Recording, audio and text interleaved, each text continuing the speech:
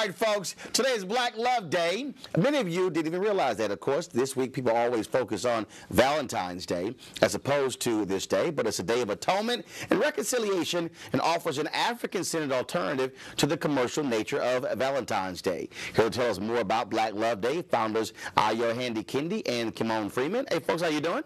Good morning. All right, so where did this start? So who came up with Black Love Day? How long has it been around? Where did it come from? Well, thank you very much for having me here, Mr. Martin. My name is Ayo Handy Kendi, Right. and I'm the founder of Black Love Day. So how long has it been going on? 1993. Since 93? Yes, 93. Okay, so we're in our 21st year. So you started in 93. Why? So what caused you to say, we need Black Love Day? I didn't make it up. I'm the founder of the African American Holiday Association. It's a nonprofit organization, so I'd already been doing work around holidays, a lot around Kwanzaa. But just one day, in the, I guess it's January 1993, I was on a bus and I saw the movie Spike Lee where Malcolm was shot down by black men. Right. And I remember Malcolm being X. on, yes, Malcolm X, and I remember being on the bus saying, wow, that was terrible how people are still killing each other. Black on black crime is still escalating. And I said, what can I do to stop the violence, increase the peace? And I heard God say, we need more black love. So it's not tied to like Valentine's Day No, it's in terms not. of romantic. No. I mean, it's really about whether it's a brother loving another brother in terms of saying, look, you know, we're in this thing together when it comes to violence, and also whether it's family, children, or spouse as well. We ask people to show love, demonstrate love for 24 hours. Show love for the Creator first, for ourselves, for our family, our community, and the black race. So what are people getting on your nerves today? Let's say people are screwing up at the job, and you ain't really trying to love them today because you really want to cuss them out. Come on. Well, you know, the fact is, he gives that to me. The fact is, you know, we all had jobs and we didn't like everybody at the job, but it never stopped the work getting done. Right. You know, and like yesterday, you had Hugh Masekela on, and, right. and when I met him, he talked about the reclamation of heritage, and that's what this is. You know, we have to do what we can to set up our own cultural traditions, because you know, it's no surprise there's been an avalanche of white oppression since we got here, and that has sometimes been facilitated by black intellectual prostitutes like Clarence Uncle Thomas that you had you discussed yesterday. And so we have to carve out our own way, be it Black History Month, be it Black Love Day, be it Kwanzaa. These are things that we have to do that resonate with us, because we've been oftentimes too willing to accept what's been given to us by the dominant society. Well, and look, and there are those moments. I mean, I remember being in the nation's capital for the Million Man March. Yes.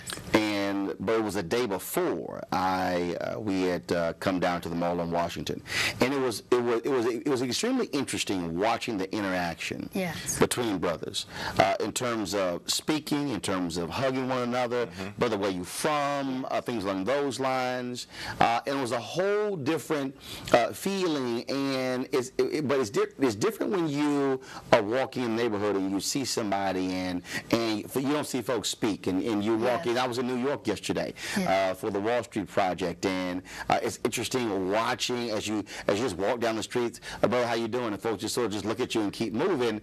That also, I think, speaks to the whole issue of self-worth. It does. We are a community who were taught not to love ourselves, and we're a community that the only way we're going to come back to our wholeness in our families and our communities is to begin to love again, to have respect again for each other. And that respect, of course, comes from us first.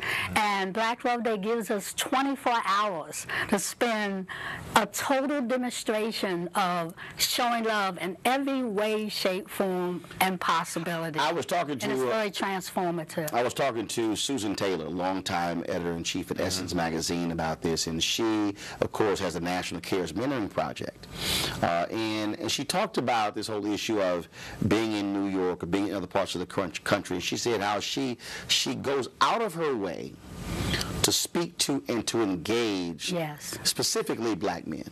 And she said because it should have occurred to her one day, individuals walking down the street and not smiling and looking all hard. And I get that when I travel around the country and you're taking a photo, and you have these young brothers who literally are taking prison poses, this whole hard look, and I'm going, dude, it's a photo. You can smile. Right. I mean, and again, I know somebody may say, well, that's no big deal, but I think that's an example of not really understanding love. Yeah. It is a big deal. It's a big deal. It is absolutely a big deal. And I'm glad you brought up the Million Man March, because that was a day that I hugged more men in one day I've ever hugged in my life, before or after or since.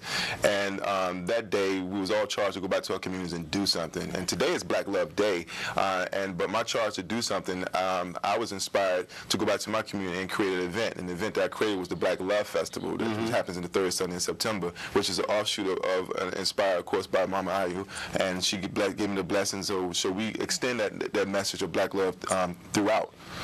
So you know, the Ben's Chili Bowl celebrating their 55th anniversary. That's Black love. You know, the Industrial Bank, DC's only Black-owned bank, celebrating their 80th anniversary. That's Black love. And we need to celebrate our success stories, because it's a saying that until the lions have their historians, the tales of the hunt will continue to glorify the hunter. So this is an opportunity for us to tell our own stories. And the story you just said, we do need hugs. We do need hugs. Another concern is that tomorrow we'll be celebrating a Valentine's Day, and Black Love Day gives us an alternative to Valentine's Day, because we're sending romantic letters and little trinkets to other people and saying, I love you, but most of us are still struggling with loving ourselves. And you can't love anyone else until you love yourself. That's true. And so Valentine's Day allows us an opportunity to spend lots of money to package love, yet Black Love Day gives us the chance to just have holistic, what we say, agape love, brotherhood love, sisterhood love,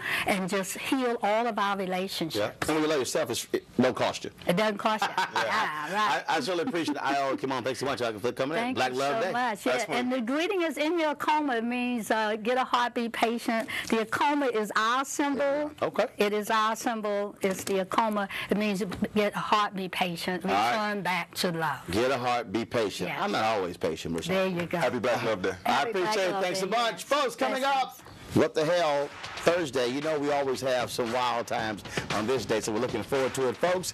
We're also going to deal with the question of the day. I got your Black Love Handbook. All right, then, but first our question of the day.